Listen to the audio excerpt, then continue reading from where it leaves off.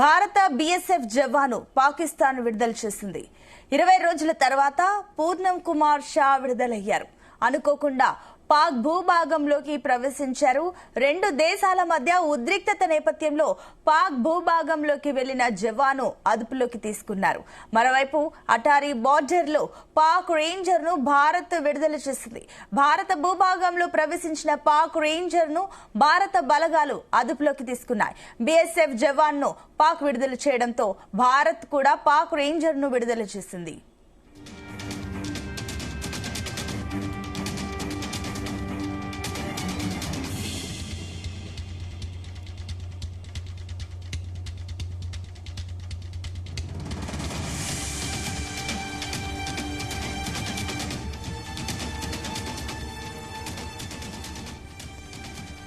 Right, ఇక Attari border లో Pak ranger ను భారత్ విడుదల చేసింది. అదే విధంగా భారత బీఎస్ఎఫ్ జవాన్ ను కూడా అటు పాక్ విడుదల చేసింది. దీనికి సంబంధించి మరిన్ని డీటెయిల్స్ మా కరెస్పాండెంట్ శ్రీచరణ్ అందిస్తారు. శ్రీచరణ్.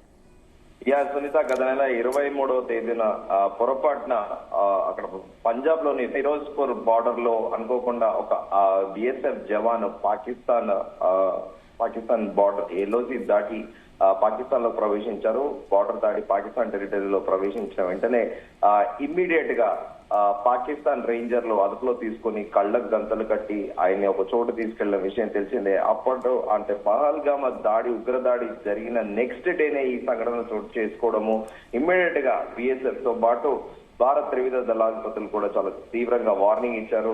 జవాన్ని వెతికించకపోతే మాత్రము పాకిస్తాన్ ఖచ్చితంగా మూల్యం చెల్లించుకోవాల్సిందే అని చెప్పడము. సో అనంతరం కూడా దాని మీద పాకిస్తాన్ ఇమీడియట్ గా రేంజర్లు ఎవరైతే భారత్ బీఎస్ఎఫ్ జవాన్ని తమ వెంట తీసుకొని పాకిస్తాన్ మిలిటరీ అధికారులకు అప్పగించడము, వాళ్ళందరూ కూడా ఆయన్ని నిన్నటి వరకు కూడా ఆయన్ని అదుపులోనే పెట్టుకోవడం కూడా జరిగింది. మరోవైపు ఏమో భారతదేశం పాకిస్తాన్ మధ్య ఉద్రిక్తలు జరుగుతున్న వేళ సో దీనిపైన పూర్తి స్థాయిలో కూడా ఎంక్వైరీ చేశారు. సో వాస్తవికంగా ఈ బిఎస్ఎఫ్ జవాను ఒక రైతుని ఒక దారిలో తీసుకెళ్లి రైతు దారి తప్పిపోయి వేరే రూట్ లో వస్తుంటే ఆ రైతును దాటించే ప్రయత్నంలో కూడా ఆ రైతును గైడ్ చేసే క్రమంలో పొరపాటున తెలియకుండా ఆ పంజాబ్ లోని ఫిరోజ్పూర్ బార్డర్ లోకి వెళ్లారని, ఆ వెళ్లిన వెంటనే ఇమ్మీడియట్ గా తాను పాకిస్తాన్ బార్డర్ లోకి వెళ్లిపోయానని తెలియకుండా పొరపాటున రియలైజ్ అయ్యే లోపలే అక్కడ ఇమ్మీడియట్ గా పాక్ రేంజర్లు వచ్చి చేతులు కట్టేసి ఆయనకి గంతలు కట్టేసి ఫోటోలు విడుదల చేయడము.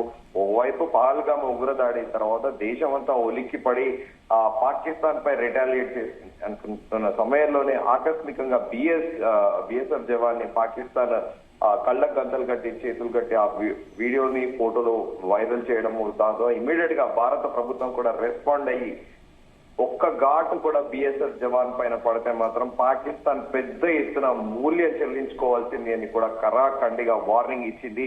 సో దీనిపైనే అటు దౌత్యవేత్తలు అలాగే ఆర్మీ అధికారులు కూడా డీజీఎంఓలు ప్రస్తుత పరిస్థితులు ఉద్రిక్త పరిస్థితులతో పాటు దీనిపైన కూడా పదే కూడా ప్రస్తావిస్తూ ఖచ్చితంగా బిఎస్ఎఫ్ జవాన్ని మాకు తిరిగి ఇచ్చేయాలని కోరడము.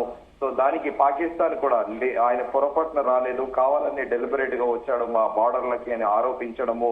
సో పాకిస్తాన్ యథావిధిగా తెలిసిందే కదా, పాకిస్తాన్ 2019లో కూడా బాలాకోట్ ఎయిర్ స్ట్రైక్ సందర్భంగా పొరపాటున air force wing commander Vardhaman Abhinandan కూడా పాకిస్తాన్ లో తన పారాచూట్ తోని అక్కడ బార్డర్ లో దిగినప్పుడు కూడా ఆ వర్ధమాని ఇనిషియల్ గా చాలా హింసలు కూడా పెట్టారు, స్థానికులు కొట్టారు. అనంతరం అక్కడ ఆర్మీ అధికారులు కూడా కళ్లకు గంతలు కట్టుకొని తీసుకెళ్లారు, రాత్రి అంతా టార్చర్ చేశారనేది కూడా ప్రముఖ అంతర్జాతీయ మీడియా కథనాలు కూడా వెలువరించిన విషయం తెలిసిందే. అయితే తాజాగా ఈ బిఎస్ఎఫ్ జవాన్ని అటారీ వాగా బార్డర్ ద్వారా కూడా తిరిగి దేశానికి అప్పగించింది పాకిస్తాన్. ప్రోటోకాల్ అన్ని కూడా ఫాలో అయిపోయి ఆ ప్రోటోకాల్ అనుసారంగా అటారీ వాగా బార్డర్ దగ్గర తిరిగి బిఎస్ఎఫ్ జవాన్ని భారత్ కి అప్పగించిన పరిస్థితి ఉంది. సునీత.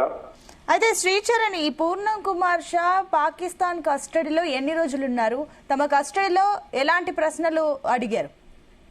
దాదాపు చెప్పాలంటే 20 రోజుల పైగా ఉన్నారని చెప్పుకోవాలి. 23వ తేదీన ఆయన వెళ్లారు. సో 20 రోజుల పాటు పాకిస్తాన్ కస్టడీలోనే ఉన్నారు ఆయన. అంటే యూజువల్ గా పాకిస్తాన్ ఆర్మీ అనేది యథావిధిగా వక్రబుద్ధిగా టార్చర్ చేస్తూనే ఉంటుంది. అయితే యాక్సిడెంటల్ గా మిస్టేకెళ్ళి ఆయన బార్డర్ దాటి అని చెప్పినా కూడా పాకిస్తాన్ యథావిధిగా తన క్రియాలిటీ అంటే క్రూరత్వం అనేది కూడా ప్రదర్శిస్తూ ఉంటది. సో దీనిపైన అధికారులు కూడా అధికారికంగా ప్రకటించాల్సి ఉంది. ఎందుకంటే కొద్దిసేపటి కిందంటే ఆయనని బార్డర్ ని అంటే బాగా బార్డర్ ద్వారా ఇండియాలోకి తీసుకొచ్చారు. సో ఈ మేరకు ఇప్పటికే అధికారులు కూడా ఆయనని ప్రత్యేకంగా కూడా ఎంక్వైరీ చేస్తారు.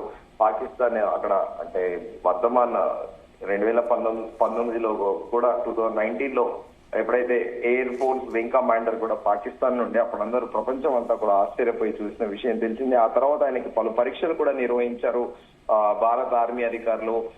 అంటే లోపల ఏదైనా చిప్ పెట్టారా ఆయనకి, లేకపోతే ఆయనని ఏమైనా లొంగ తీసుకున్నారా, సైకలాజికల్ డిజార్డర్ గా అంటే ఆయనని ఏమైనా మానసికంగా కుంగదీశారా, బెదిరించారా అనే దానిపైన కూడా పూర్తి స్థాయిలో ఇటు ఆర్మీకి చెందిన వైద్య అధికారులు కూడా టెస్టులు చేశారు. సో సిమిలర్ గా ఇప్పుడు బిఎస్ఎఫ్ జవాన్ కి కూడా అంటే సివియారిటీ బట్టి దాన్ని ఆయనకి టెస్ట్ చేసే అవకాశం ఉంది. ఆ టెస్ట్ల అనంతరం కూడా ఈ దాయాది దేశం ఏమైనా ఇబ్బంది పెట్టిందా అనేది కూడా పూర్తి వివరాలు అధికారులు వెల్లడించాల్సి ఉంది. సునీత, అయితే శ్రీచరణ్, ఈ ఏదైతే పూర్ణం కుమార్ షాని విడుదల చేసే ముందు పాకిస్తాన్ ఏమైనా చర్చలు జరిపిందా, దౌత్య చర్చలు కానీ ఇలాంటి ఏమైనా పెట్టిందా? అది long back continuation since 23 April నుంచి కూడా ఇమీడియట్ గా ఎప్పుడైతే పాకిస్తాన్ రేంజర్ల ఫోటో విడుదల చేశారో అప్పటి నుంచే భారత్ వార్నింగ్ ఇస్తూ వెళుతోంది పాకిస్తాన్ కు. సో సుదీర్ఘ చర్చల ద్వారా అంటే ఒక రకంగా చెప్పాలంటే in fact more than 20 days time తీసుకుంది పాకిస్తాన్ విడుదల చేయడానికి. ఒక రకంగా చెప్పాలంటే ఇది షార్ట్ టైమే, కావాలని అంటే డిలే చేస్తూ ఉంటది పాకిస్తాన్ వేరే వేరే ఇష్యూస్ తోని డైవర్ట్. కానీ భారతదేశం ప్రెషర్ చేయడం వల్లనే ఈ బిఎస్ఎఫ్ జవాన్ తిరిగి మళ్ళీ ఇండియాలోకి వచ్చాడని కూడా చెప్పుకోవాలి. ఎందుకంటే చాలా క్లియర్ గా చెప్పింది భారతదేశ ప్రభుత్వం, బిఎస్ జవాన్ ని అప్పగించకపోతే మాత్రము ఖచ్చితంగా పాకిస్తాన్ మూల్యం చెల్లించుకోవాల్సిందే అంటూ వార్నింగ్ ఇవ్వడంతోనే అప్పటికి కూడా 20 days డిలే చేసి ఈ రోజు మాత్రము బిఎస్ఎఫ్ జవాన్ ని అటారీ వాగా బార్డర్ ద్వారా మన దేశానికి పంపించింది. అయితే శ్రీచరణ్, ఇప్పుడు కేవలం అటు పూర్ణం కుమార్ విషయమే కాకుండా అటు భారత్ కూడా పాకిస్తాన్ కి సంబంధించిన ఒక రేంజర్ ని విడుదల చేస్తుంది at the same time. So దీన్ని ఏ రకంగా చూడాలి? ఇది ఒక ఆపరేషన్ లెవెల్ ఆఫ్ ఎక్స్చేంజ్ గా చూడాలా, లేదంటే ఏదైనా ఒత్తిడికి లోనే భారత్ రిలీజ్ చేసింది అనుకోవచ్చా? ప్రకారము ఒక దేశ సరిహద్దు దాటి ఇంకో జవాను ఉద్దేశపూర్వకంగా కాకుండా యుద్ధ సమయంలో కానీ అలాగే పొరపాటున వెళితే మాత్రము జెనీవా ఒప్పందం ప్రకారము అధికారిక లాంఛనాలతో అంటే ఒక ప్రోటోకాల్స్ అంటూ ఉంటాయి, ఆ కొన్ని నిబంధనలు ఉంటాయి. శత్రు దేశం నుండి వచ్చిన జవాన్ కానీ ఎయిర్ ఫోర్స్ వింగ్ కమాండర్ కానీ ఎనీ ట్రయో సర్వీసెస్ కి చెందిన వ్యక్తిని ఇనిషియల్ గా వాకప్ అంటే ఎంక్వైరీ చేసి తనని ఒక గెస్ట్ లానే చూడాలి తప్ప ఒక బందీగా చూడకూడదు. సో సిమిలర్ గా వర్ధమాన్ అభినందన్ ఏదైతే wing commander air force commander ఉన్నారో అప్పుడు ఆయన ఒక గెస్ట్ లా కాకుండా అతిథిలా కాకుండా ఆయన చేతులకి అలాగే కళ్ళకి గంతలు కట్టి ఆయనని కొట్టిన వైనం తెలిసింది. తాజాగా ఈ బిఎస్ఎఫ్ జవాన్ విషయంలో కూడా పాకిస్తాన్ రేంజర్లు సిమిలర్ గా అలాగే చేశారు.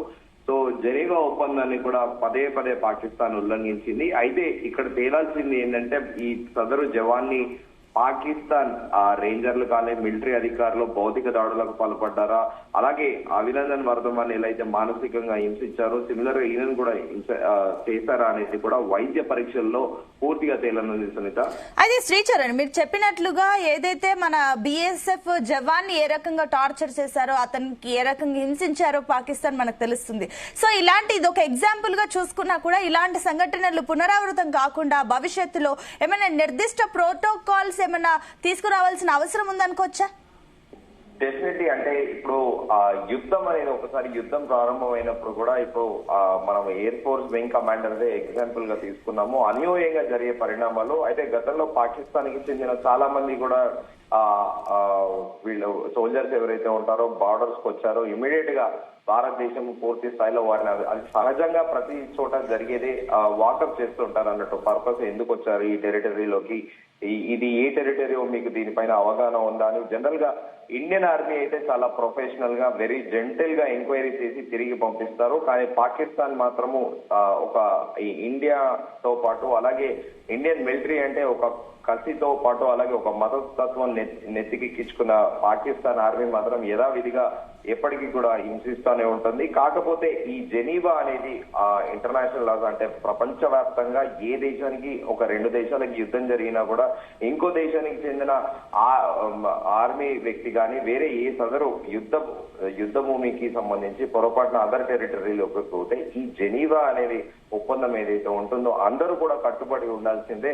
సో దీనికి సర్టెన్ ప్రోటోకాల్స్ అనేటివి ఏంటి అంటే భవిష్యత్తులో అంటే ముందస్తుగా అది యాక్సిడెంటల్ గా జరుగుతూ ఉంటాయి, ఇంటెన్షనల్ గా జరిగేవి డిఫరెంట్ గా ఉంటాయి. భారతదేశం ఎప్పుడు కూడా ఇంటెన్షనల్ గా ఏది చేయదు.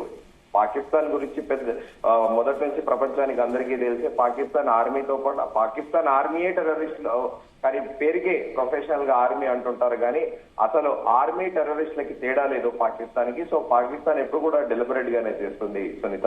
Right Sricharan, thank you.